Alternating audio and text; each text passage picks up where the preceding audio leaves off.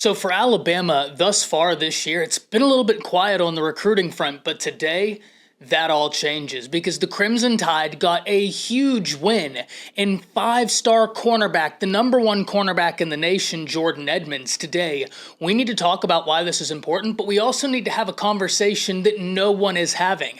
Talk about how Alabama turned one of its greatest weaknesses into quite possibly its greatest strength, and you don't want to miss that discussion. But before we get there, as always, y'all know the drill. I have got to hear from you. Hop down to the comments, Y for yes, N for no. Are you excited that Alabama adds in Jorden Edmonds to this recruiting class? And let me know what you're thinking.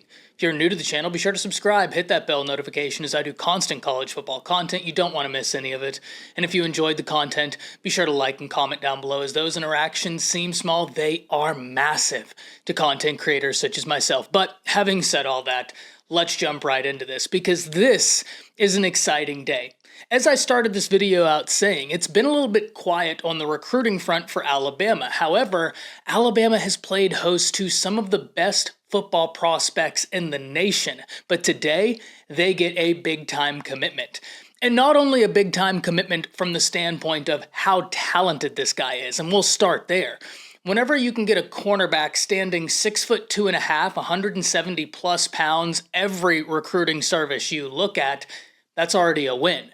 But what about a cornerback that's 6'2.5", 170 plus pounds, and ranks as a top 10 prospect in the nation per 24/7 Sports, per the 24/7 Sports composite, a top 30 recruit in the nation, and both 24/7 Sports and the 24/7 Sports composite have Edmonds as the number one cornerback in the nation. That's not all. If we look at On3, he's still a top 20 prospect nationally and the number two cornerback in the nation. So what that tells you is Alabama just got a guy that these recruiting services think very highly of. Wherever you look, he's a five-star, and he has earned that ranking. He plays his high school football at Sprayberry High School in Georgia, and this is another instance of Alabama going into the state of Georgia and getting a big-time win for a guy that, quite frankly, Georgia would love to have, and they're not alone. Several other universities have tried. Tennessee, Oklahoma, Ohio State jumped in the picture late, but Alabama didn't wait. Alabama was on Jorden Edmonds real early, and I think that's something that really helped them get this win. In fact, whenever Jorden Edmonds won the MVP at the Under Armour Next camp, that's when a lot of teams started taking notice, but Alabama was there far before that. And that's a credit to this Alabama staff. This is a conversation we've had before and we will continue to have because it's pertinent. Alabama's staff is not worried about star rankings. They're worried about guys that fit into their system, that fit into their scheme, and that they like. It just so happens that they've been successful both last class and now with Jorden Edmonds getting five-star guys. That has proved not to be an issue for Coach Kalen DeBoer.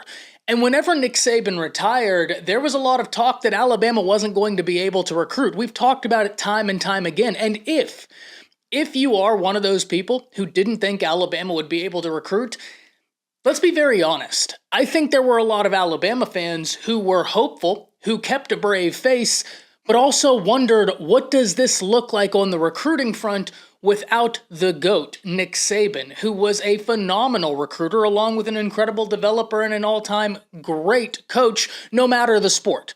I think he's the greatest college football coach of all time, but I say he is an all-time great coach no matter the sport. I think a lot of Alabama fans would have echoed that question, though probably more hopefully than opposing fans, and fast forward a year, we have a pretty good understanding of what the answer is. This staff can recruit. This staff has been successful in cultivating relationships, and very positive relationships.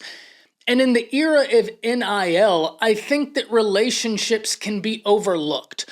I think a lot of people out there think that this is all about the dollars and the cents, and don't get me wrong, NIL is huge. There is no doubt about that.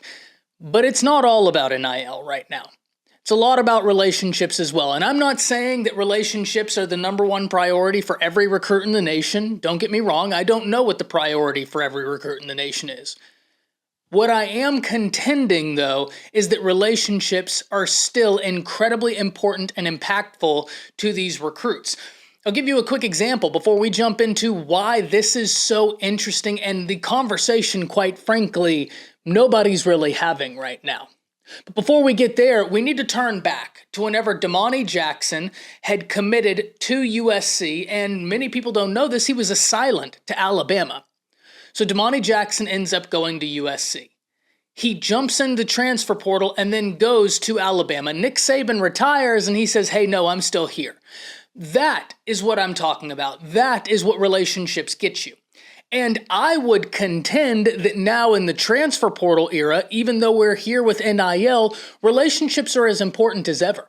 Because if you miss on a guy the first time around, you can get him the second time around, as Alabama did with Damani Jackson. Relationships are still king.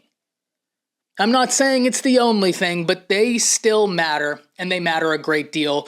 Hats off to Alabama's staff for being able to get this win. And when we look, this is only the 4th edition in this class for Alabama, but I have a feeling that this is a guy that's a catalyst, a snowball type recruit, if you will. And what I mean when I say that is other guys are going to look back and say, oh, Alabama just landed him.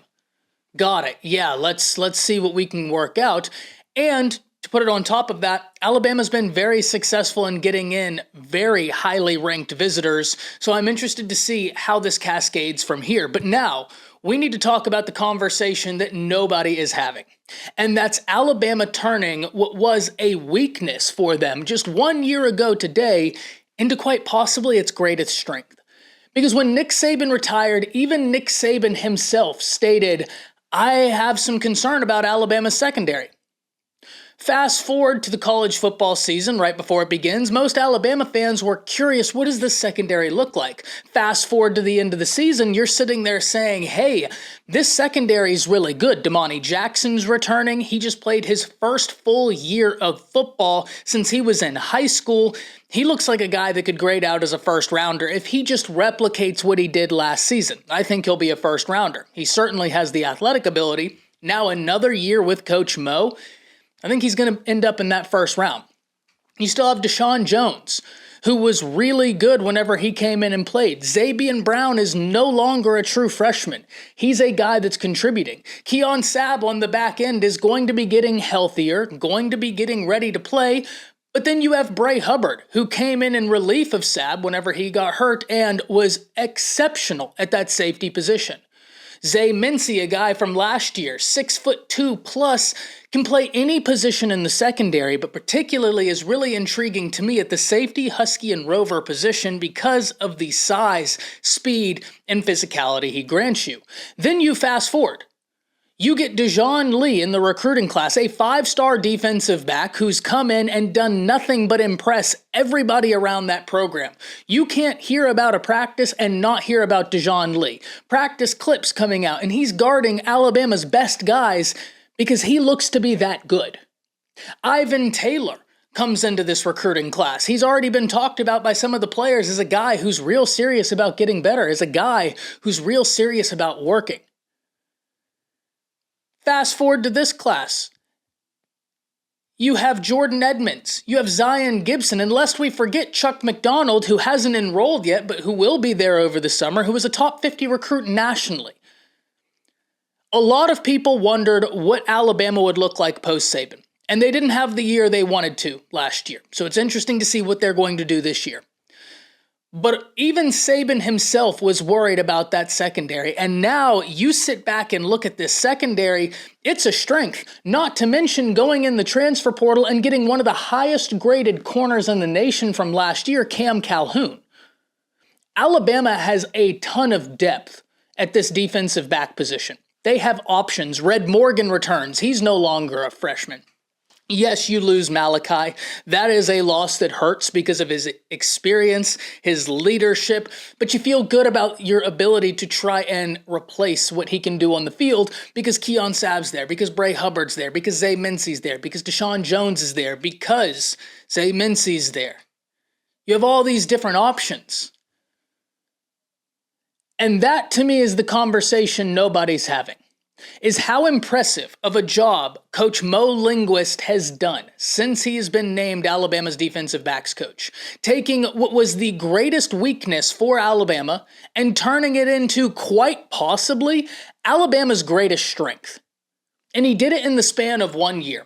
And we're just talking about on field. Now, if we think about it from the perspective of what he's done recruiting, think of it like this. Nick Saban retires. T-Rob goes to Georgia. Everybody's thinking, okay, if Kalen DeBoer can recruit, they're not going to recruit the secondary at the level that Coach Saban and T-Rob did. And you look, and they have done just that.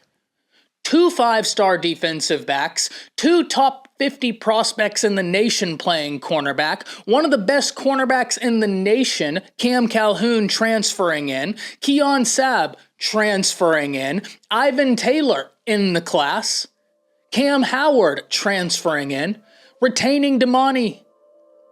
What this staff has done is incredibly impressive, especially turning Alabama's greatest weakness into maybe its greatest strength. But I can't wait to hear from you. Hop down to the comments. Let me know what you're thinking about Jorden Edmonds. This is a huge win. This is a guy who can really do it all. A super elite cornerback prospect, and one I know Alabama fans are happy to have. That's it. See ya.